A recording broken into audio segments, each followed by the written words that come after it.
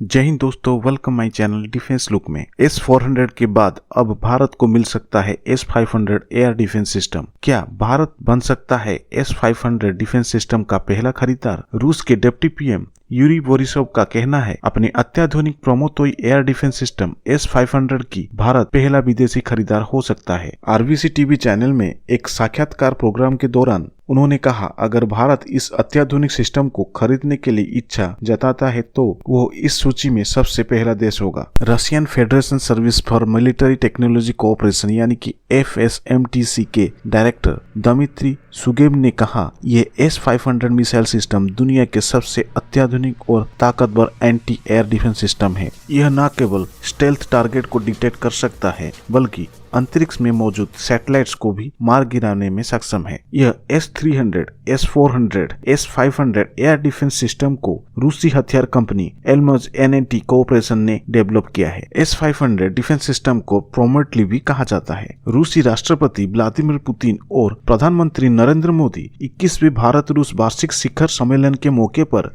दोनों नेताओं की मुलाकात काफी अहम बताया गया है। नई दिल्ली में विदेश और रक्षा मंत्रियों की 2+2 वार्ता के दौरान दोनों देशों की मिलिट्री इक्विपमेंट, स्पेयर पार्ट्स के डेवलपमेंट और बिक्री के बाद सेवा प्रणाली को बढ़ावा, गुणवत्ता नियंत्रण और अभ्यास में लगातार एक दूसरे के साथ देने का प्रतिबद्धता दोहराई गई। साथ ही दोनों नेताओं ने मेक इन इंडिया कार्यक्रम के तहत रूसी मूल के हथियारों और उपकरणों के रखरखाव के लिए भारत में स्पेयर पार्ट्स, कंपोनेंट्स, समूचे और दूसरे उत्पादों के संयुक्त निर्माणों को बढ़ावा देने के लिए चल रहे कामों को आगे बढ़ाने के लिए सहमत हुए। तो वहीं अमेरिकी प्रतिबंध कास्टा पर अभी तक कोई भी फैसला नहीं आया है। गौरतलब है कि अमेरिकी प्रशासन इन प्रतिबंधों को लेकर भारत के प्रति नरम रुख दिखाया है। अमेरिकी सीनेट और आर्म्ड सर्विस कमेटी के संयुक्त सम्मेलन के दौरान भारत को कास्टा कानूनों से छूट देने की बात की गई थी। इसी दौरान कहा गया था कि अमेरिकी राष्ट्रीय रक्षा प्राधिकरण NDAA 2019 के कास्टा धारा 231 में संशोधन करेगा। अमेरिका का भारत के ऊपर कास्टा न लगाना इसे भारतीय कूटनीति की जीत मानी जाएगी। मोदी सरकार आने के बाद भारत ने